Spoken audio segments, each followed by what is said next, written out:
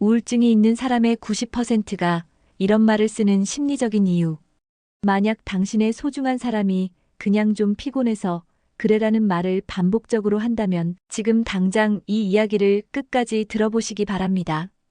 이 한마디가 당신이 사랑하는 사람의 생명을 구할 수도 있는 중요한 신호일 수 있기 때문입니다. 우리는 종종 우울증에 대해 잘못 알고 있습니다. 우울한 사람은 나 우울해라고 직접적으로 말할 것이라고 생각하죠. 하지만 현실은 전혀 다릅니다. 실제로 우울증을 겪고 있는 사람들의 90% 이상이 자신의 진짜 감정을 숨기고 돌려서 표현합니다. 그들이 사용하는 특별한 언어 패턴이 있고 이것을 알아차리는 것이 생명을 구하는 일이 될 수 있습니다. 안녕하세요, 경희쌤입니다.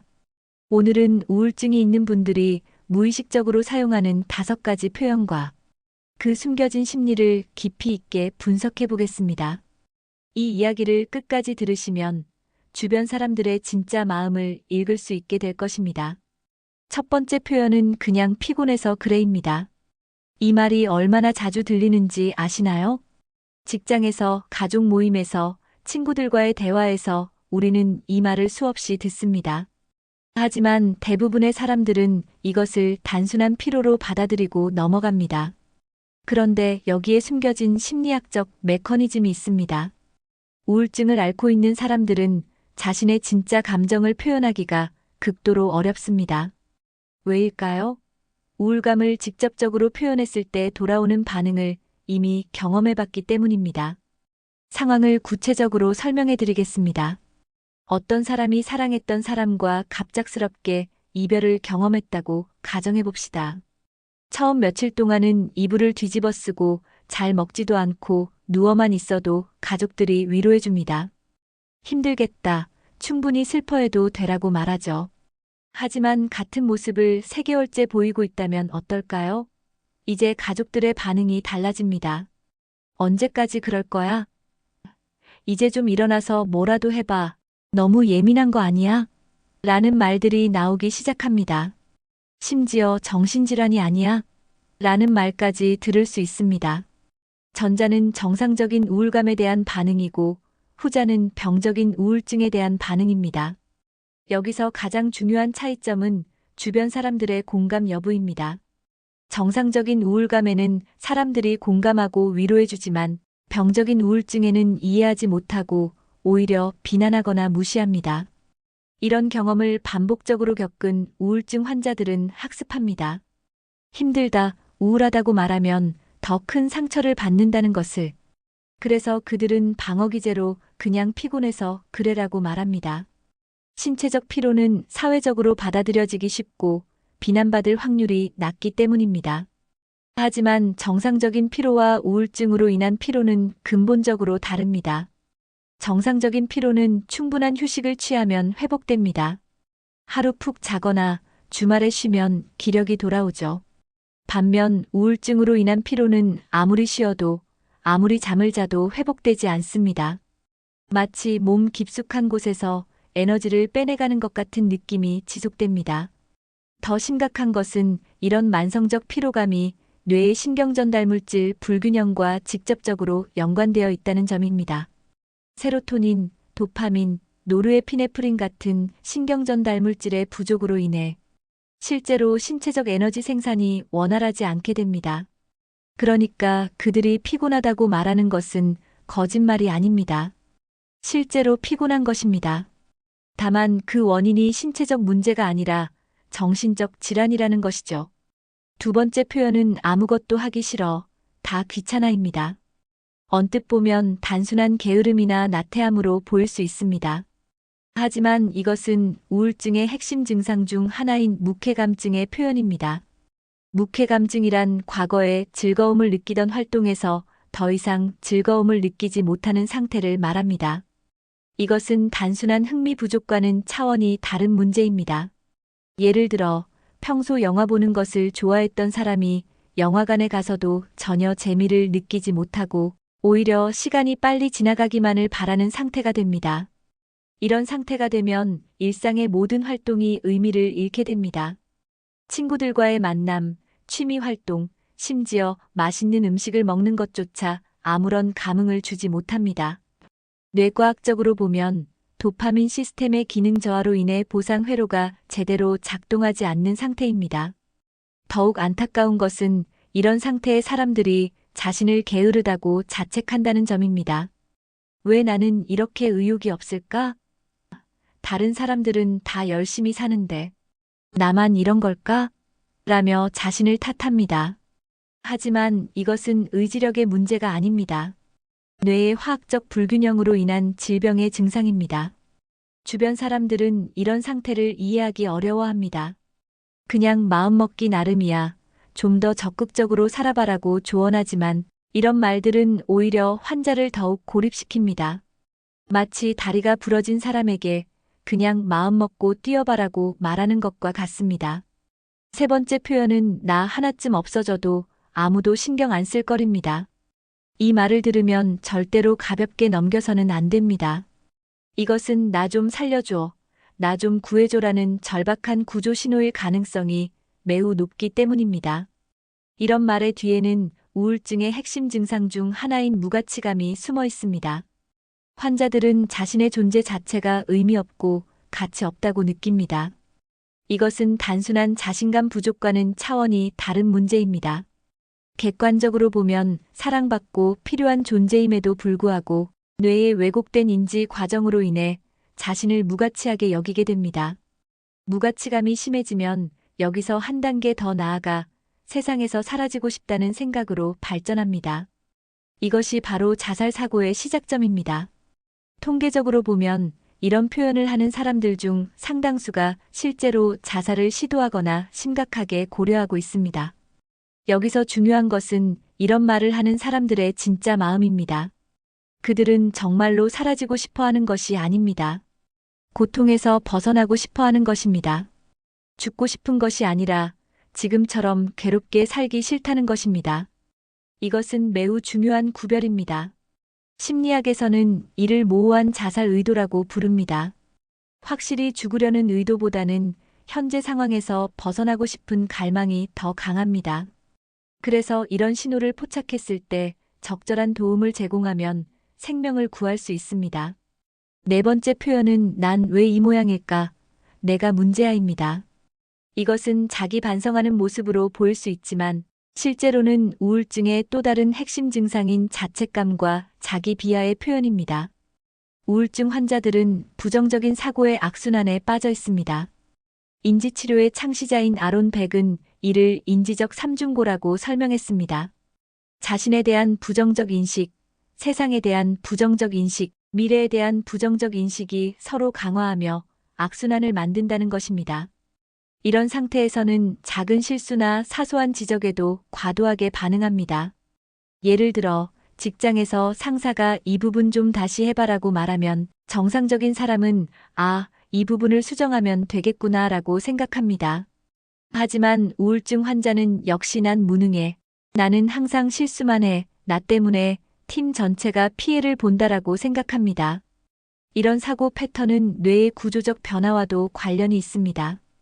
우울증이 지속되면 전전두엽의 기능이 저하되고 편도체가 과활성화됩니다.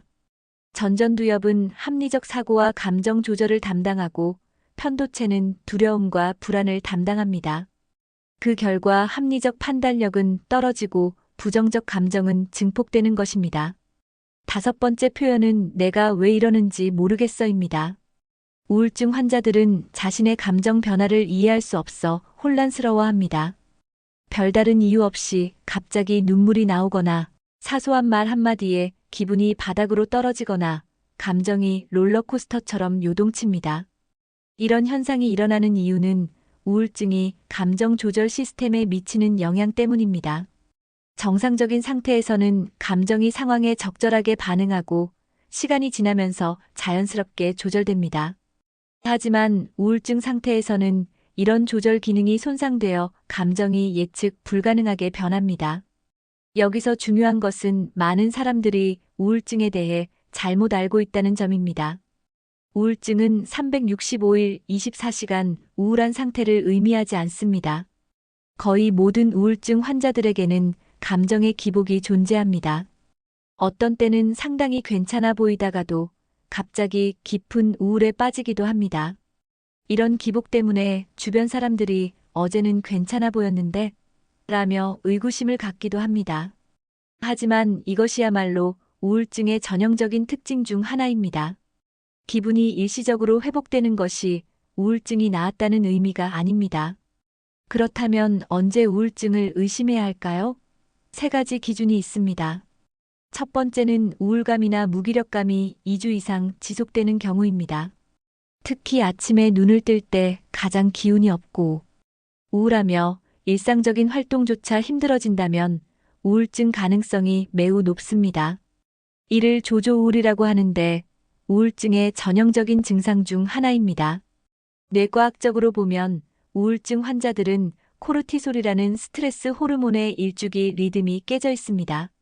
정상적으로는 아침에 코르티솔이 높아져서 각성을 돕고 저녁에 낮아져서 휴식을 돕습니다. 하지만 우울증 환자들은 이 리듬이 깨져서 아침에 극도의 무력감을 느끼게 됩니다. 두 번째는 의욕 저하와 일상생활의 어려움입니다. 과거에 즐거워했던 일들이 전혀 즐겁지 않고 학업이나 업무, 대인관계가 점점 더 어려워진다면 우울증이 진행되고 있을 가능성이 있습니다. 구체적인 예를 들어보겠습니다. 출근하거나 학교 가는 것이 너무 힘들어집니다. 예전에는 좋아했던 취미도 재미가 없어집니다. 사람들의 연락이 귀찮아지고 혼자 있고 싶어집니다. 심지어 샤워하거나 양치하는 것 같은 기본적인 자기 관리도 힘들어집니다. 이런 증상들은 단순한 게으름이나 스트레스와는 차원이 다릅니다. 뇌의 보상 시스템과 동기 시스템이 제대로 작동하지 않아서 생기는 질병의 증상입니다. 세 번째는 자살 사고나 자살 충동이 자주 드는 경우입니다. 죽고 싶다, 죽어야겠다고 직접적으로 말하지 않더라도 그냥 사라지고 싶다, 내가 없어지는 게 나을 것 같다는 말을 자주 한다면 즉각적인 전문가의 도움이 필요합니다. 자살 사고는 우울증의 가장 위험한 증상 중 하나입니다. 통계에 따르면 우울증 환자의 약 15%가 자살로 생을 마감합니다. 하지만 적절한 치료를 받으면 이런 위험을 크게 줄일 수 있습니다. 만약 자살 시도가 있었다면 이는 가장 시급한 정신과적 응급 상황으로 보아야 합니다. 즉시 응급실이나 정신과 병원으로 가야 하며 혼자 두어서는 절대 안 됩니다. 우울증은 분명히 치료가 필요한 병적 상태입니다. 하지만 바로 병원 문을 두드리는 것이 부담스러울 수 있습니다. 그래서 제가 단계적 접근 방법을 제안하겠습니다. 첫 번째 단계는 자신의 감정을 객관화해 보는 것입니다. 가장 좋은 방법은 감정을 기록하는 것입니다. 최소한 2-3주 동안 매일 자신의 기분을 스마트폰 메모장에 간략하게 기록해 보세요. 우울감이 지속적인지, 기복이 있는지, 특정 상황에서 심해지는지 등을 체크하면 큰 도움이 됩니다. 기록할 때는 다음과 같은 방식을 권합니다. 오늘 기분 3점 10점 만점, 아침에 일어나기 힘들었음, 점심 후 조금 나아짐, 저녁에 다시 우울해짐, 원인을 모르겠음, 이런 식으로 간단하게 적으면 됩니다. 이런 기록을 통해 자신의 우울감이 일시적이고 상황적인 것인지 아니면 지속적이고 병적인 것인지 객관적으로 판단할 수 있습니다. 만약 우울감이 지속적이지 않고 특정 상황에서만 나타나며 시간이 지나면서 자연스럽게 회복된다면 크게 걱정할 필요가 없습니다. 두 번째 단계는 신뢰할 수 있는 사람과 대화하는 것입니다. 내가 어떤 상태인지 말로 표현하는 것 자체가 우울증 극복의 첫걸음이 될 수 있습니다. 여러분을 진정으로 사랑하고 아끼는 사람이라면 객관적인 조언을 해줄 수 있기 때문입니다. 대화할 때는 구체적으로 표현하는 것이 중요합니다. 요즘 힘들어라고 막연하게 말하기보다는 2주 전부터 아침에 일어나는 게 너무 힘들고 평소 좋아하던 드라마도 재미없고 친구들 만나는 것도 귀찮아져서 걱정되라고 구체적으로 말해보세요. 만약 그 사람이 당신에게 전문적인 도움을 받아보라고 권한다면 그 권유를 거부하지 말고 진지하게 고려해 보시기 바랍니다. 사랑하는 사람의 걱정이 근거 없는 것일 가능성은 낮습니다. 세 번째 단계는 전문적인 도움을 받는 것입니다. 첫 번째나 두 번째 단계에서 이상 상태로 판단된다면 전문적인 진단과 치료가 필요한 상태로 보아야 합니다. 이때는 더 이상 망설이지 말고 정신건강의학과를 방문하시기 바랍니다. 많은 분들이 정신과 치료에 대해 편견을 가지고 있습니다. 약물 치료만 있을 것이라고 생각하거나 부작용이 클 것이라고 걱정합니다. 하지만 현대의 우울증 치료는 매우 다양하고 효과적입니다. 약물 치료뿐만 아니라 인지행동 치료, 대인관계 치료, 마음챙김 기반 치료 등 다양한 비약물적 치료 방법들이 있습니다. 또한 최신 항우울제들은 과거에 비해 부작용이 현저히 줄어들었고 개인별 맞춤 치료가 가능해졌습니다. 가장 중요한 것은 적절한 치료를 받으면 거의 대부분의 우울증 환자들이 상당한 호전을 보인다는 점입니다.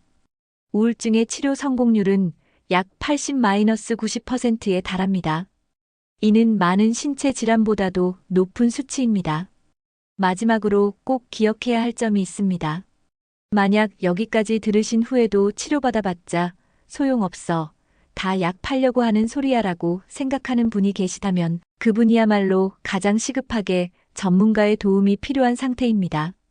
세상에서 가장 치료하기 어려운 병은 주변 사람들이 모두 걱정함에도 불구하고 본인이 문제없다고 생각하는 경우입니다.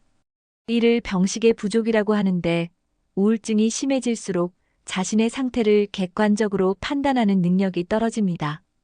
우울증은 뇌의 질환입니다. 의지력이나 성격의 문제가 아닙니다. 당뇨병 환자가 인슐린이 필요하듯이 우울증 환자도 적절한 치료가 필요합니다. 이것은 부끄러운 일도 약한 사람만 겪는 일도 아닙니다. 그냥 좀 피곤해서 그래. 아무것도 하기 싫어. 내가 없어져도 아무도 신경 안 쓸걸. 이런 말들을 자주 하는 사람이 주변에 있다면 그냥 가볍게 넘길 문제가 아닙니다. 그들의 마음속 깊은 곳에서 들려오는 도움 요청의 신호일 수 있습니다. 여러분의 관심과 사랑이 누군가의 생명을 구할 수 있습니다. 작은 신호도 놓치지 마시고 용기를 내어 먼저 다가가 주시기 바랍니다. 그리고 무엇보다 우울증은 충분히 치료 가능한 질환이라는 희망을 잊지 마시기 바랍니다. 오늘도 여러분 모두의 건강하고 행복한 하루를 진심으로 기원합니다. 경희쌤이었습니다. 감사합니다.